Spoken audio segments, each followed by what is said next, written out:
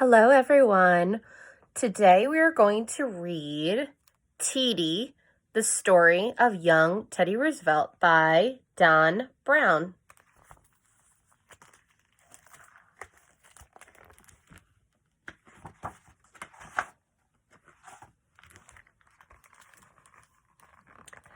Ten-year-old Teedie played with his sisters and brother in their fine house on 28th Street. He liked being there, for Teedie was a timid homebody who stayed with visiting tutors instead of going to school. Small for his age, he had weak eyes and frail muscles. Sickly lungs left him gasping. He'd later describe himself as delicate. Surely, a boy like him would expect nothing more than the most unremarkable of lives. But Teddy Roosevelt, had different thoughts of what his future would be. Looks like his brothers and sisters peeking out, looking at him.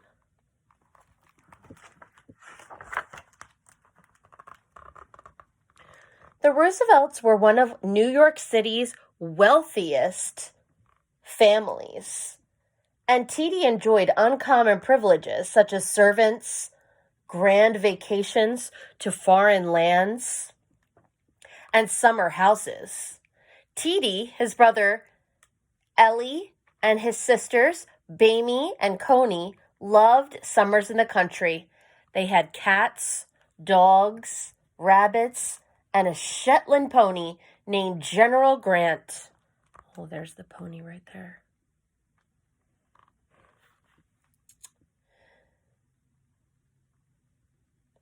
Their father taught them to climb trees. They ran barefoot, picked apples, gathered nuts, and hunted frogs successfully and woodchucks unsuccessfully. They built wigwams in the woods.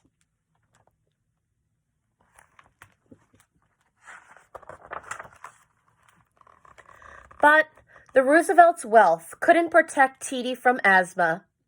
The disease made him struggle for air and gave him the terrifying feeling of slowly drowning. Asthma puzzled doctors, and there were no clear remedies. Frightened and unsure what to do, his father paced the room with little Teedie in his arms, or his mother rubbed his chest with her gentle fingers. They took Teedie on long carriage drives in search of a helpful change of air. Panicked, they even experimented with wild cures, sometimes having young Teedie gulp coffee or puff on a cigar.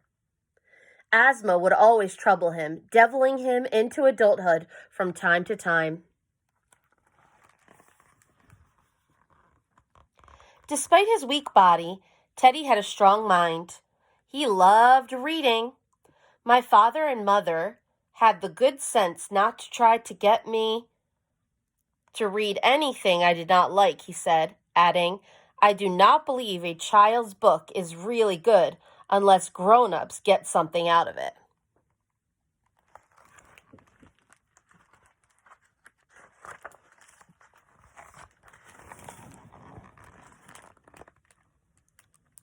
He had boundless curiosity. Once, he walked down the street and spotted a dead seal laid out on a slab of wood. That seal filled me with every possible feeling of romance and adventure, he said. I carefully made a record of utterly useless measurements and at once began to write a natural history of my own on the strength of that seal. I did get the seal's skull and promptly started the Roosevelt Museum of Natural History.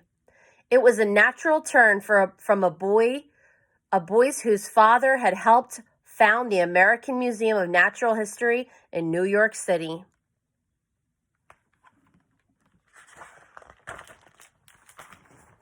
In 1972, Papa Roosevelt gave his 13-year-old son a shotgun.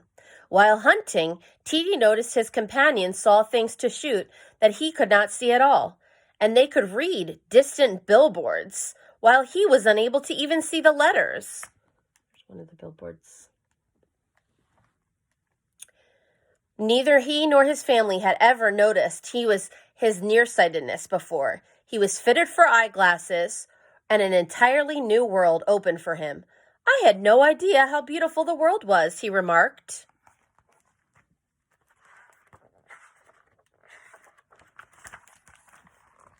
Still, Teedie's frail body troubled his father. You have the mind, but you have not the body, and without the help of the body, the mind cannot go as far as it should, he told Teedie. You must make your body. It is hard drudgery to make one's body, but I know you will do it. Teedie agreed at once. He spent hours in the gym, hauling himself up and down the horizontal bars.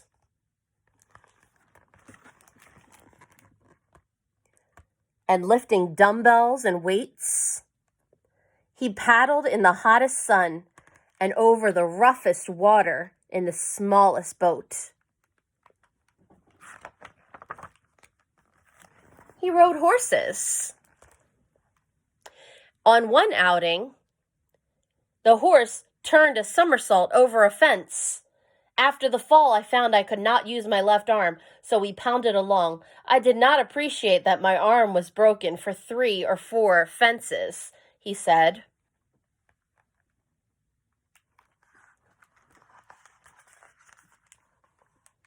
Yes, for all the hard work, Teedie remained undersized, nervous, and timid. And during another asthma attack, he was sent away to the mountains to recover. While traveling alone by stagecoach to meet friends, he chanced upon 2 bullies. They proceeded to make life miserable for me. I made up my mind that I would not again be put in such a helpless position. I started to learn to box, he later remembered. He was a slow and awkward pupil, but he entered a match, and to everyone's surprise, he won. This was one of my exceedingly rare athletic triumphs, he said. The pewter mug he was rewarded became his most prized possessions. We're going to stop there, but there is more about Teedie as he was growing up in this book.